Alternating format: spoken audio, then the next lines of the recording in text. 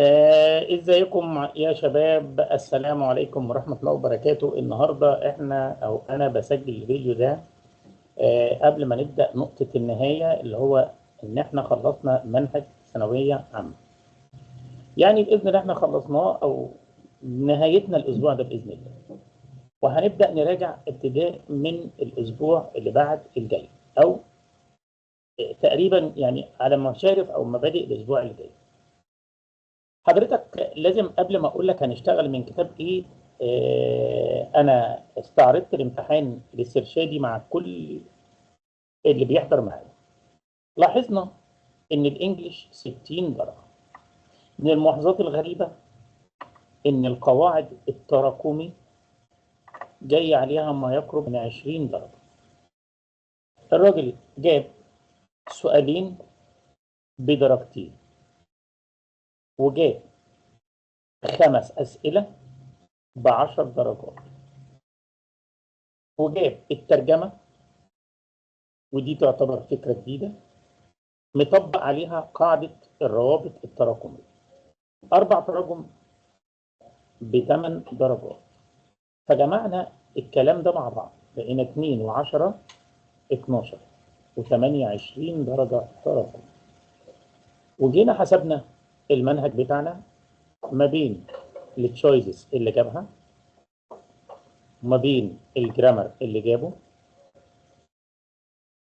تمام، وما بين بقية الاختيارات أو الستوري، عاملين ما يقرب من 23 درجة.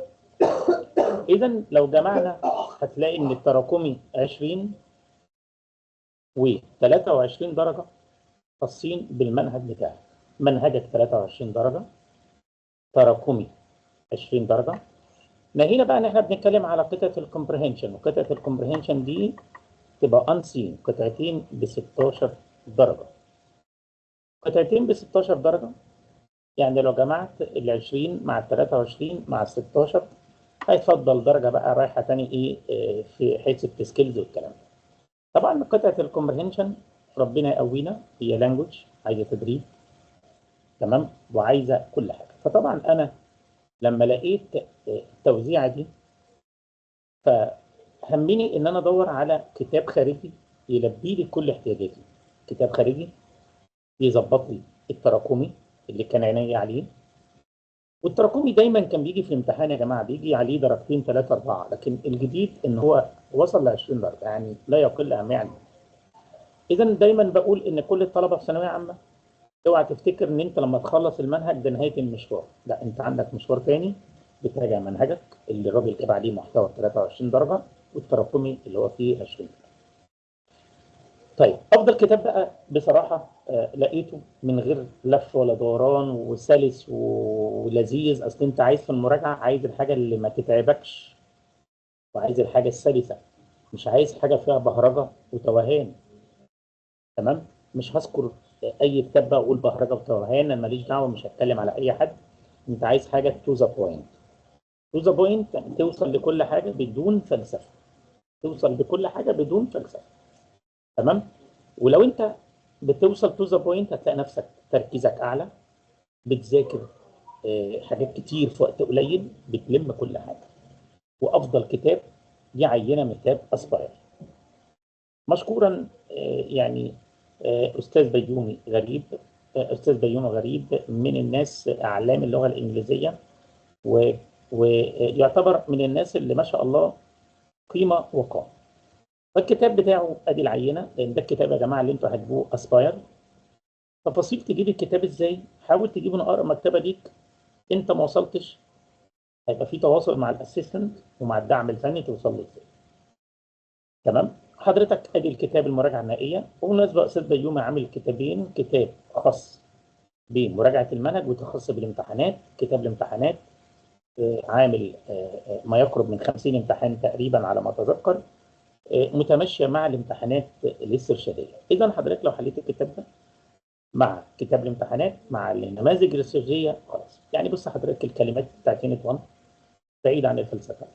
كلمه يونت 1 حوالي ادي صفحه، وادي الصفحه الثانيه الاكسبريشن، وادي السينونيم والانتونيمي، يعني ما يقرب من صفحتين، ما يقرب من صفحتين بدون فلسفه. حتى كلمات الستوري المستر مش شايف. انا برضو من ضمن الحاجات اللي عجبتني في الكتاب الشموليه، مفيش فلسفه، في بساطه وفي شموليه.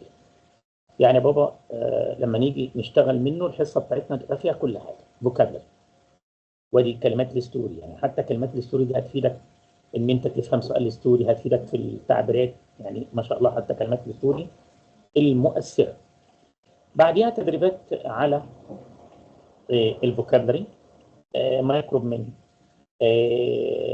هنقول ايه 68 جمله بدون اي فلسفه، تو ذا بوينت. والجرامر طبعا مش هنتكلم على شرح الجرامر. شرح الجرامر ما شاء الله اسلوب راقي، بس طبعا انا شرح الجرامر زي ما انتم عارفين مهما كان اي كتاب خارجي انا ليا طريقتي، فده هيبقى لينا في الحصه شغل لينا. بعمل لك بامفلت صغير، بعمل لك شيت صغير زي انا بعمله لكم.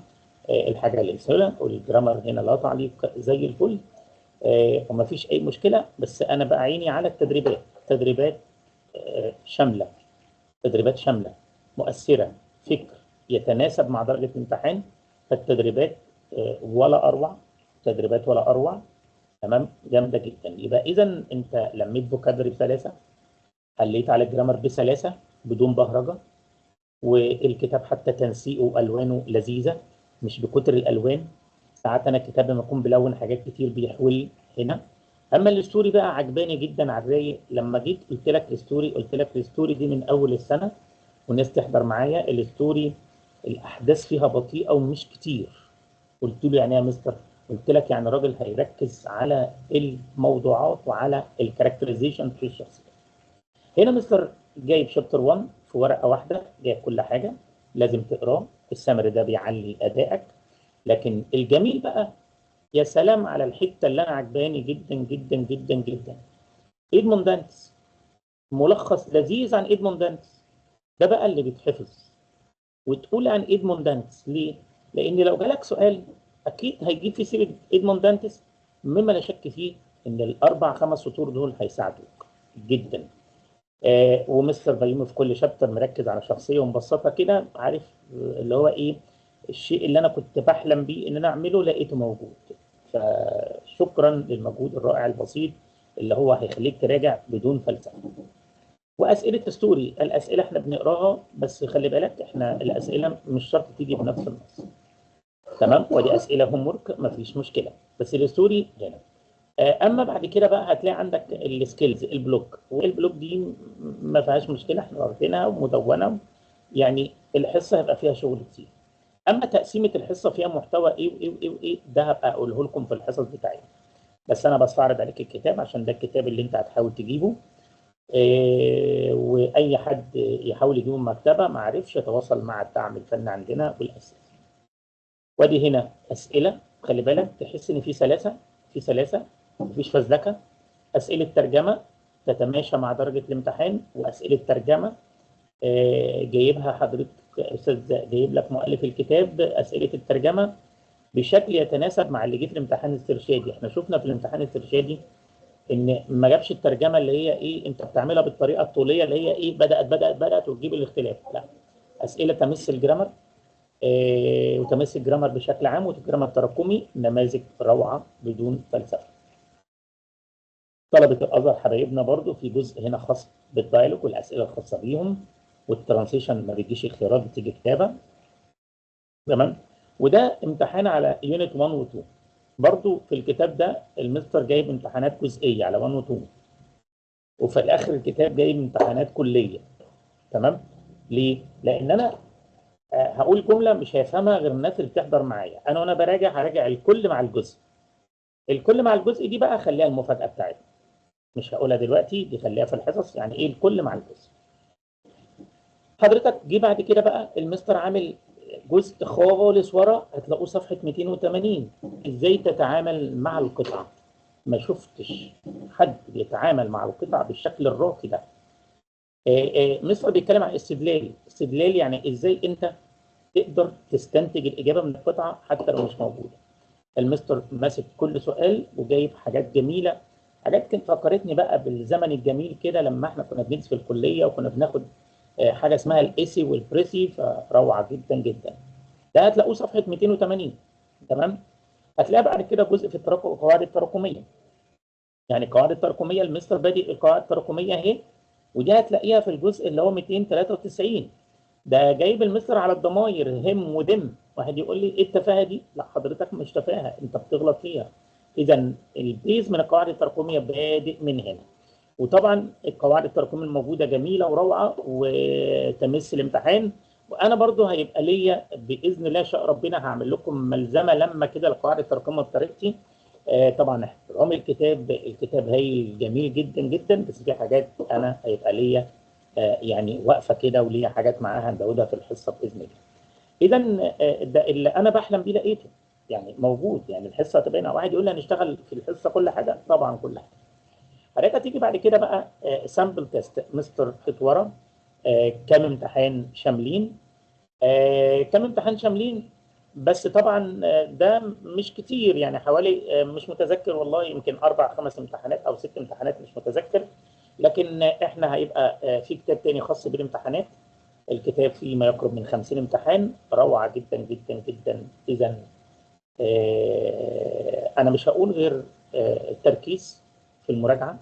مش هقول غير ان الكتاب مركز جدا، مش سايب اي حاجة، والتو ذا بوينت. فاذا الكتاب بتاع اسباير مراجعه المنهج مع الامتحانات مع النماذج الاسترشاديه، اعتقد باذن الله يا رب الفول مارك مضمونه باذن الله.